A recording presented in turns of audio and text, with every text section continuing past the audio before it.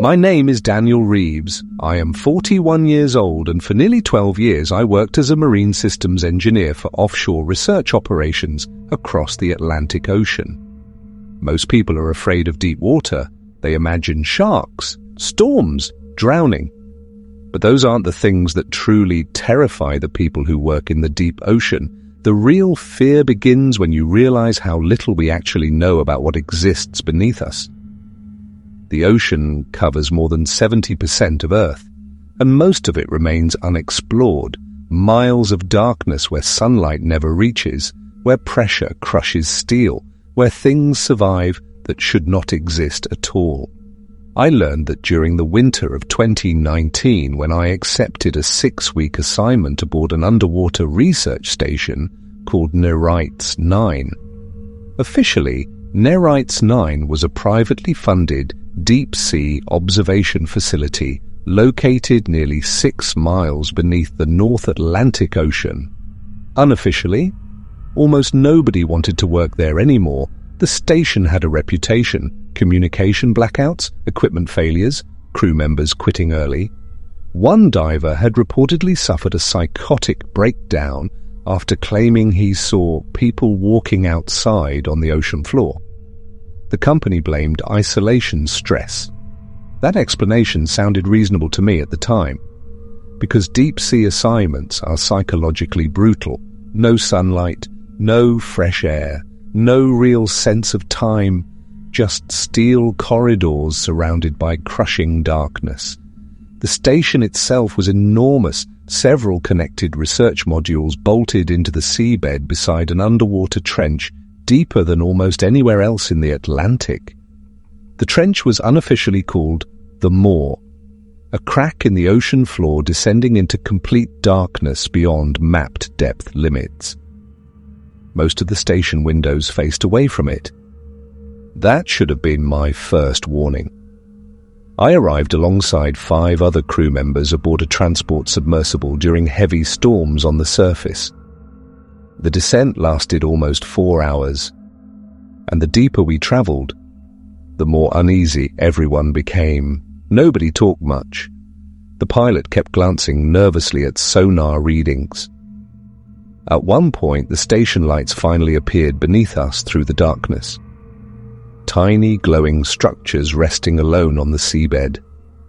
They looked impossibly fragile compared to the endless black ocean surrounding them. As we docked, I noticed something strange immediately. Several exterior floodlights facing the trench had been turned off completely. I asked one of the crew about it while unloading equipment. He avoided eye contact, then quietly said, "They don't like the lights anymore." I laughed awkwardly, assuming he was joking. He wasn't smiling. The first week was normal. Mostly maintenance work, pressure system checks, monitoring deep-sea organisms near the trench. Life inside Narration 9 quickly became repetitive. Artificial lights replaced sunlight. Electronic hums replaced wind. Metal walls replaced the outside world. The station operated 24 hours a day. Some crew slept while others worked. You lost track of days almost immediately. At night, or what passed for night down there, the station became unsettlingly quiet. You could hear every sound, the groaning of metal under pressure, the distant creaks of support beams, the low vibrations of the ocean itself moving around the strut. Sometimes you heard other things too. The first incident happened 9 days after my arrival. I was alone in the monitoring room reviewing sonar activity around the trench. The sonar suddenly detected movement. Large movement. At first I assumed it was a whale, but that made no sense. We were far too deep. Nothing that size should have existed at that depth. I adjusted the display settings. The object appeared enormous and fast.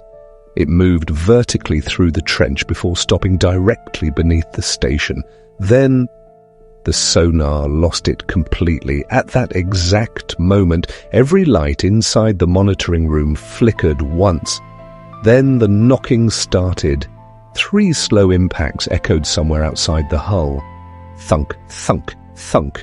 Not random noise, not shifting metal, deliberate knocking. I froze in my chair, listening. Again, thunk, thunk, thunk, like something striking the outer wall from outside. I radioed the command module immediately. Nobody answered for almost 20 seconds. Then the station supervisor finally responded. His voice sounded tense. "Stay away from exterior windows tonight." Before I could ask questions, he ended the transmission.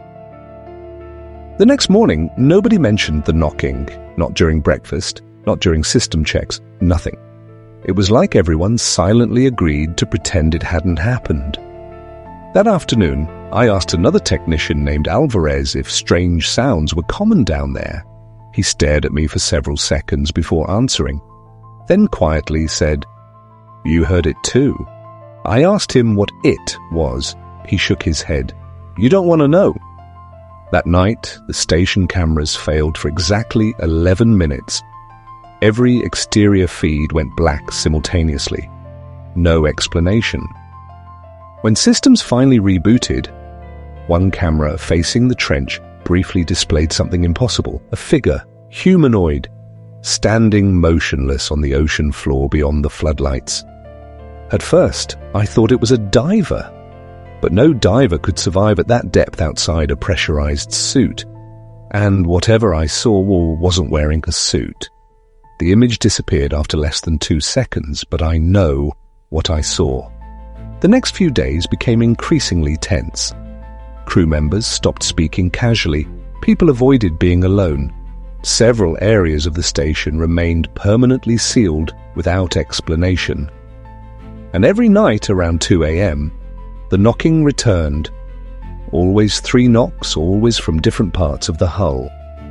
Sometimes above us, sometimes beneath us. One night it sounded directly outside my sleeping quarters. Thunk, thunk, thunk, close enough to vibrate my bed frame. I remember lying there completely frozen, staring at the metal wall inches from my face. Then I heard something else. Scraping. Slow metallic scraping moving across the exterior hull, like fingernails dragging across steel. The sound continued for nearly 15 minutes. The next morning, fresh scratches were discovered outside several modules during drone inspections, long grooves cut directly into reinforced titanium plating. That should have been impossible. Nothing living at that depth had strength capable of damaging titanium alloy, at least nothing officially known. 5 days later, a diver disappeared. His name was Marcus Hale, experienced saturation diver, former Navy, calm under pressure. He was performing a routine inspection near one of the lower support pylons when communication suddenly cut out. His body camera continued transmitting for another 37 seconds. I watched the footage afterward. I still wish I hadn't. At first, everything looked normal. Dark water, floating debris, station floodlights glowing through sediment. Then Marcus stopped moving. His breathing became heavy, and slowly, his camera tilted upward toward the trench. Something massive moved in the darkness beyond the lights, not swimming, walking. I know how insane that sounds, but it moved upright along the seabed, huge, pale, distorted. Marcus whispered, "Oh my God." Then his flashlight flickered for one frame. The thing appeared directly in front of him, long limbs, white skin, black hollow eyes. Then the feed ended. The recovery team found his tether cable severed cleanly. No body was ever recovered. After Marcus disappeared, things inside the station changed dramatically. Nobody slept properly anymore. Crew members started hearing voices through ventilation shafts, soft whispering late at night, sometimes sounding like family members, sometimes sounding like missing crew. One technician claimed he heard Marcus calling for help from outside the airlock. Another crew member quit after seeing wet footprints leading through a sealed corridor. Management ordered everyone to remain calm and continue operations, but panic had already spread. 3 nights later, the station lost contact with the surface completely. No incoming transmissions, no outgoing communications, just static. The supervisor gathered everyone inside the command room and explained that severe storms above us were likely interfering with satellite relays. Nobody believed him, because the storms didn't explain what happened next. At exactly 3:14 a.m., every exterior floodlight facing the trench shut off simultaneously. Emergency systems tried rebooting them repeatedly. Nothing worked for the first time since the station was built.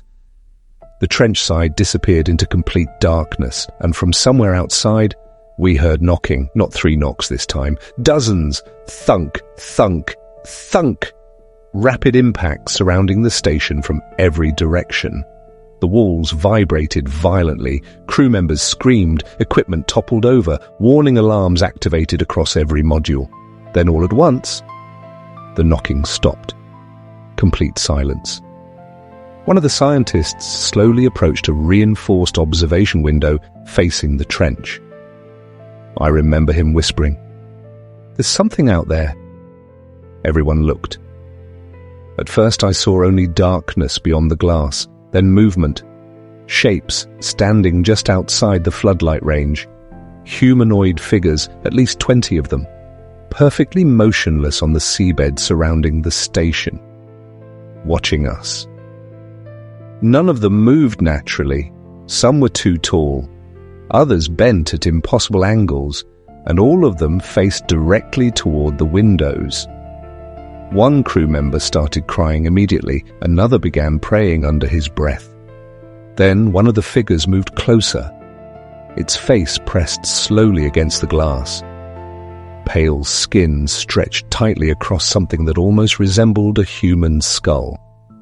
Black eyes, no visible mouth. The scientist beside me vomited instantly. Emergency shutters slammed over the observation windows seconds later. But not before I saw more shapes emerging from the trench behind it. Hundreds of them. The station entered full lockdown after that. Nobody was allowed outside their assigned sectors. Power consumption was reduced.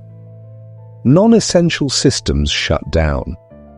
And every few hours, someone reported hearing movement outside the hull. Footsteps. Heavy footsteps walking across the station roof. The psychological pressure became unbearable. One crew member suffered a breakdown and tried forcing open an emergency hatch, screaming that they wanted inside.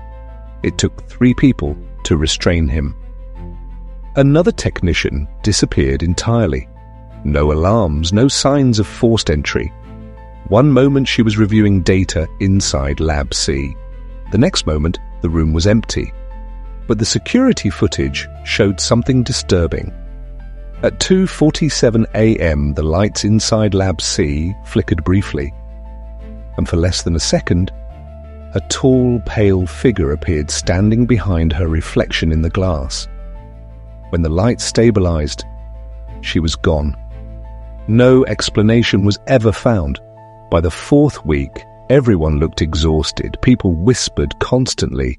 Nobody trusted the shadows anymore, and every night the knocking continued, sometimes slow, sometimes frantic, like something growing impatient outside. Then came the final incident, the event that forced Narrate's 9 to evacuate permanently. I was inside engineering when emergency sirens suddenly activated across the station. All breach warning, Sector 4. Water flooded several corridors almost instantly. Pressure doors slammed shut, automatically separating sections of the station. Over the alarms, I heard screaming through the intercom, not human screaming, something distorted, like multiple voices layered together underwater. The supervisor ordered immediate evacuation. We rushed toward the docking chamber where the emergency submersible remained attached. As we moved through the corridors, the lights kept flickering, and every time darkness filled the hallway, I saw movement beside us. Tall, pale figures standing motionless at corridor intersections before disappearing when lights returned. We reached the docking bay alongside only 3 remaining crew members. Out of the original 12 people aboard, half were missing. The supervisor initiated emergency launch procedures, but before the hatch sealed completely, someone began knocking from outside the airlock door. 3 slow impacts. Thunk, thunk, thunk. Everyone froze. Then Marcus's voice came through the intercom. Calm, soft. Please let me inside. One crew member nearly opened the hatch immediately because it sounded exactly like him.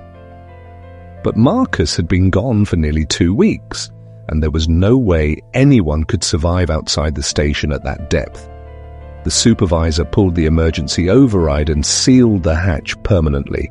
The knocking continued for almost 30 seconds, then stopped. As our submersible detached from Narration's 9, I looked back through the rear view port. The station lights flickered weakly against the darkness, and surrounding the structure, I saw them. Dozens of pale figures standing motionless on the ocean floor, watching us ascend, some pressed against the station walls, others slowly walking toward the trench, and one of them stood directly on top of the station, staring upward at our submersible as we disappeared into the darkness above. Narration's 9 was officially abandoned 3 days later. The company blamed catastrophic structural failure caused by deep pressure instability. No mention was ever made of missing crew members. No public report discussed the sightings. The surviving employees were forced to sign strict confidentiality agreements. Most never spoke about it again. But I researched the trench afterward. Long before modern exploration, sailors in that region reported strange lights beneath the water, voices heard during storms, ships disappearing without explanation. Ancient maritime folklore described entities living in the deep ocean trenches, watchers beneath the sea, beings that mimic human voices to lure people closer. Some stories claimed they cannot enter enclosed spaces unless invited. That detail still haunts me, because every incident aboard Narration's 9 began the same way. 3 knocks, always 3. And every night since returning from that station, I sleep with a light on beside my bed, because sometimes around 3 a.m., I still hear knocking coming from the walls of my apartment.